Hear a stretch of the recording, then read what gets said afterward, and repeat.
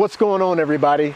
If this is your first time to the channel, my name is D, and welcome to D's Rides, the channel about vlogs, how-tos, and car reviews. And so today, we are going to do a full car review on this beautiful 2019 Nissan 370z Nismo edition. It is painted in a beautiful pearl white, and without a doubt, this is one of the most aesthetically pleasing cars I think that you will see on the road. I'd like to thank my buddy Chuck for allowing me to do a car review on his car and actually allowing me to drive it. This is his baby, and I know that it took so much for him to allow me to go ahead and drive this car, but I just want to thank you so very much, and I appreciate it. So without any further ado, let's go ahead and get into the car review.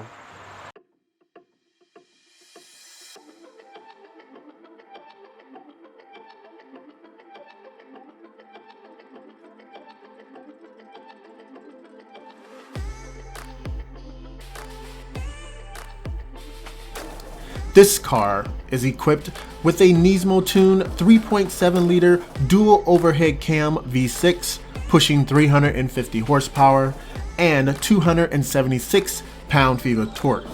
It also includes the signature red engine cover. Its transmission is a 7-speed automatic with rev matching. This car also comes with a viscous limited slip differential.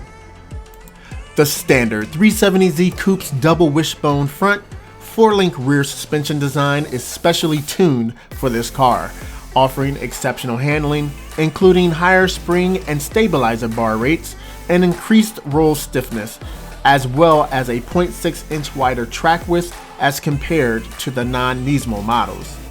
Upgrades also include the signature red engine cover, tuned suspension, you get this 3-point strut tower brace, front and rear vibration performance dampers. This car is also equipped with 19-inch raised forged alloy wheels at 245/48 in the front and 285/35 in the rear. Braking is provided by Nismo Sport Brakes with large diameter 14-inch front and 13.8-inch rear vented rotors with 4-piston front and 2-piston rear aluminum calipers. The braking system includes a variable ratio brake pedal, high rigidity brake hoses, R35 special tube fluid, and red finish calipers. Cargo space is rated at 6.9 cubic feet. The body lines of this car flows extremely well, even though this body style has been around since the 5th generation. The way you can tell that this is not just an ordinary 370Z is because of the special striping that is on the car, which is one of the trademarks of a 370Z Nismo. In addition to a bold rear fascia, the unique Nismo rear spoiler completes the distinctive Nismo design. At 170.5 inches in overall length, 73.6 inches in overall width. This car is 3 inches longer and 1 inch wider than the standard 370Z Coupe.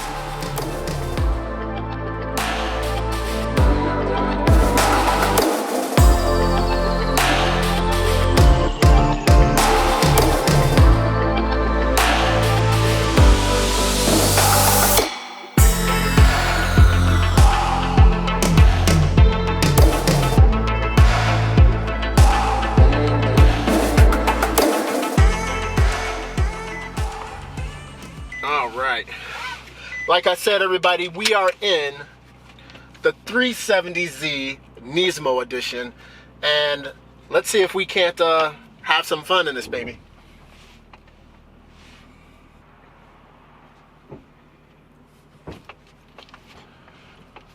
Alright, here we go in the Nismo, everybody.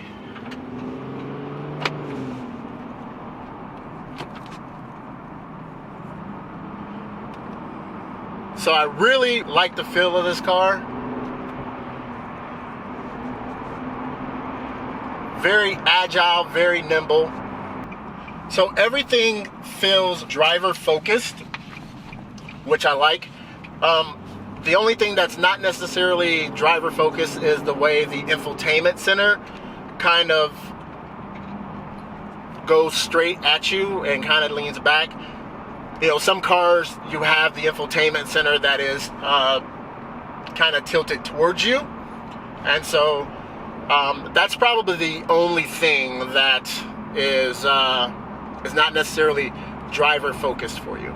The infotainment center is a little bit outdated, but it still gives you all the information that you need. You have your toggle switches for your maps and different things, and so, but it is it's probably a 720p 7-inch monitor.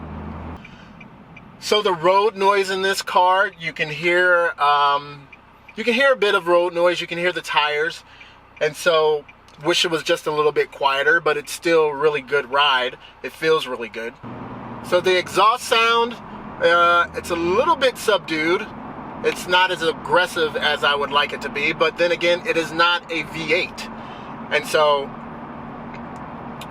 it has a more sportier exhaust than just your regular 370Z, and so that's fine. Okay, when you get on it a little bit, it opens up. Sounds pretty good. Let's test the acceleration. All right, there's some get up and go. A little lag initially, but there is still get up and go.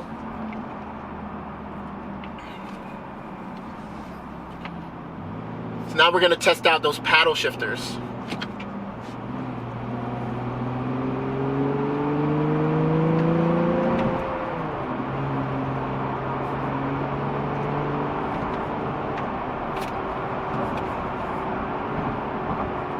Okay, paddle shifters are pretty responsive. Let's see. Little, just ever so slight lag. Just a little bit of lag when you're hitting the paddle shifters.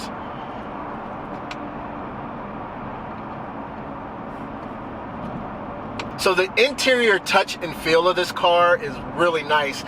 I'm a big fan of Alcantara, and so the steering wheel feels really nice, and of course you have a mixture of the Alcantara with the leather wrapped steering wheel.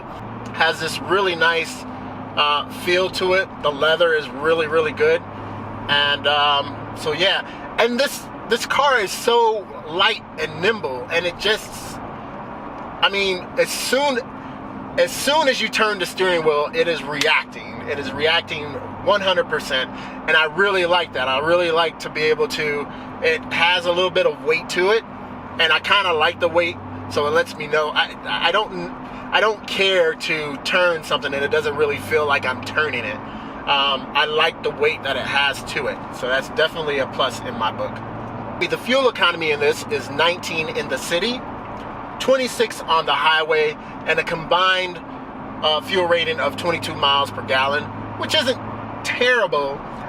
It is in, I think it's on the scale of 1 to 10 that they have on the sticker, it's at a 4. So technically it's not the best gas mileage. However, it's definitely not the worst.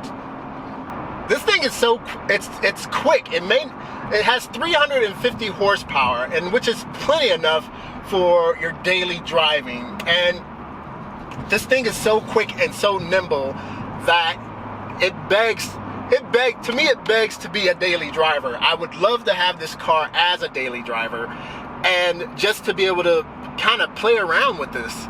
It is awesome just to be able to how quick this thing hugs the corners, and it's just a fun car to have, and I'm actually really enjoying myself. A lot of people say that this car feels very cramped, or you feel claustrophobic inside. I'm a fairly decent sized guy, and I don't feel that way. I don't feel that way at all. Like I was saying before, there are some blind spots. You're so close to the A-pillar that I can kind of see when I was coming around the corners. I did have a little bit of areas that was in my blind spot that was a little bit more pronounced than I would like. But this car is really, it grows on you, and it feels good. Just zipping around these corners, it is definitely a car to have. The performance of this car really for what it is really good. And I am totally enjoying this pearl white that this car is in. It is probably the best color, in my opinion, that you can get for the Nismo. And I say that because of the contrast between the red striping on some of the aero bits, and it just makes it, everything just ties in together. Then of course you have this interior that is Alcantara, pseudo Alcantara, and it, like I said, it just feels really good. I have a lot of room, so I have a lot of headroom. If I were going to take this to the track, and if I have a helmet on, I think I would be totally fine.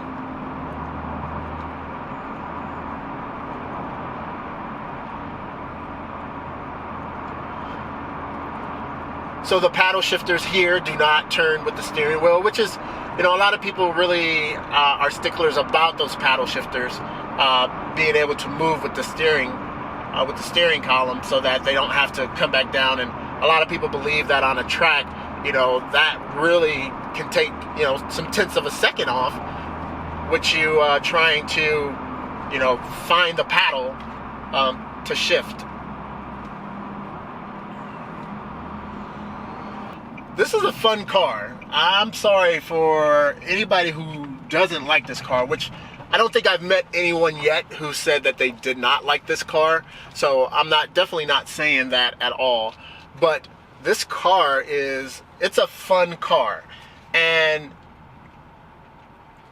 I'd be lying if I said, like I said before, if I didn't want to own one of these cars. These Recaro seats feel good. Like I said, they hug you. And the side bolsterings are really nice. The only thing that's difficult is trying to adjust the seats. So when you are trying to adjust the seats, you have to kind of reach over here to the side.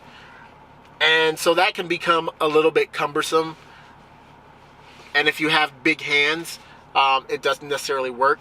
So if you want to change the angle of the back, that is a little tough to get to. There's a little lever that's back here that you have to kind of crank, and also, and all three of these are actually crank knobs, but there's these cranks that you have to kind of do, and so that takes a little bit of getting used to. I guess it saves weight, and so yeah, there you go on that. So everybody, that's all I have time for. I'd like to thank my buddy Chuck for allowing me to do a car review on his beautiful car. And as always, everyone, if you like this video, please go ahead and smash that like button. If you like the channel and want to see some more car reviews, please go ahead and hit that subscribe button. And as always, remember, everybody deployed, and I'll see you later.